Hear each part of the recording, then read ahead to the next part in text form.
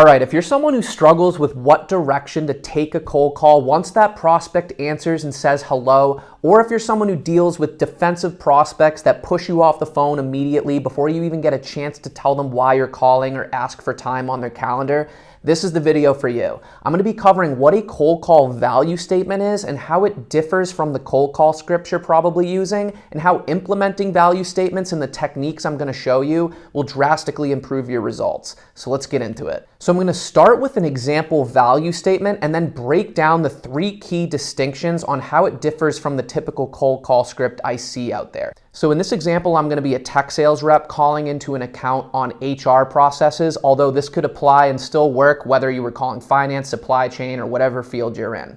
So they answer, I say, "Hey John, this is Connor Murray calling from X company. How you doing?" "Good. I'm just reaching out because I'm the applications representative heading up the team that supports Y company regarding human resource processes. So anything related to payroll, compensation planning, and other back office processes. And I'm just reaching out because we've been working with companies specifically in the Z industry on priorities related to payroll integration, compensation planning, and other back office processes. So any resources you may need or priorities moving forward, anything like that. And I know I kind of called you out of the blue here, so I'm more just looking to set aside some time next week to get introduced and aligned going forward. Are you free on Wednesday or Thursday?"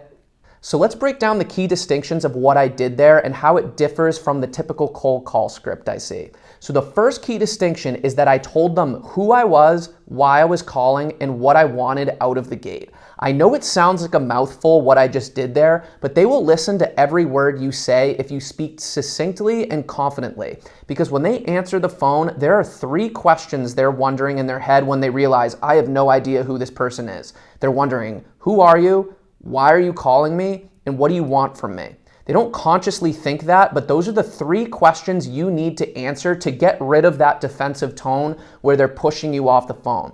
So if you listen again, if you play back, I said who I was, which was in this case the applications representative heading up the team that supports them from human resource standpoint.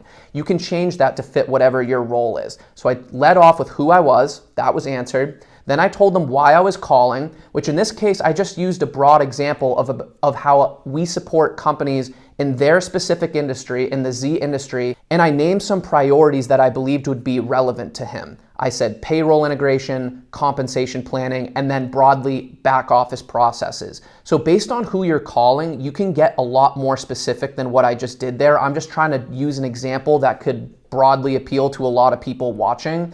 But even within HR, in this case, I did payroll and compensation planning, more the back office side.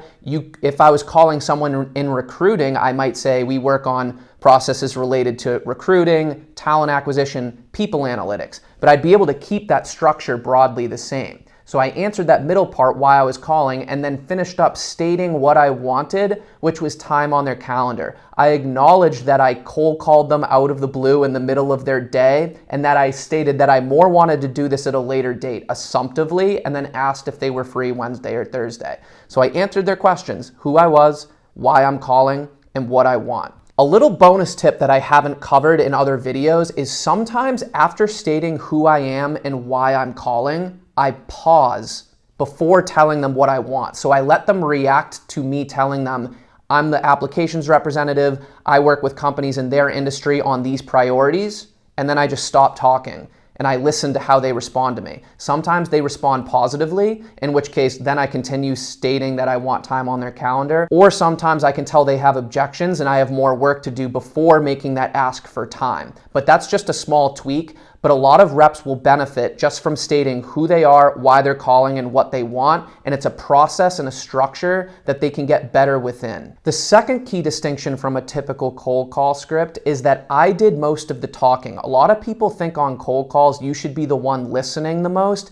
I think that's more true in the discovery portion of the sales process. On cold calls, when you just stun them in the middle of their day and they weren't expecting your call, I think you have to be the one leading, doing most of the talking. So I took control of the call. That's a lot different than a lot of scripts I see out there asking what they're currently using and how that's going for them and have they considered this or that. And you just got to remember, you cold call these people in the middle of their workday. They're not in a state where they're wanting to talk to you about this, most likely. Sometimes they are, in those cases you're lucky, but a lot of times they don't have the patience for those questions and they're better saved for a discovery call. So I'd rather go right into just asking them for time, acknowledging that I cold called them, and stating that I want time on their calendar at a later date. And finally, the third key distinction, and this is probably the most important distinction, is that I required a yes or a no answer right out of the gate. By telling them who I am, why I'm calling, and then stating what I want,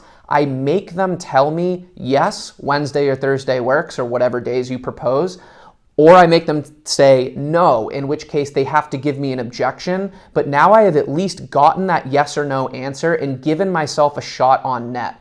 The most demoralizing cold calls from my experience and from the experience I've seen coaching and managing SDRs is when they don't even get the chance to make that ask and they get hung up on or blown out before they even got a shot on net. So you want to make them say yes, or you want to make them say no, because now it's within your funnel. Yes, book the meeting. No, at least you have a chance at overcoming the objections. Hopefully you're prepared for the most common ones. I'll link to a video where I do just that. But this gives you the best chance by getting that yes or no answer. You answered all their questions quickly, and now you have a good, legitimate shot on net of booking the meeting. So this is what makes it a scientific process that you can measure and get better within. How many yeses do I get out of every 10 calls? How many no's did I get? When I got no's, what objections did I receive? And you can start to improve and measure and get better over time. So hope this opened your eyes on the difference between a value statement and a cold call script. While the differences might not be obvious, they've made a massive difference in my career and the many people I've taught this concept to.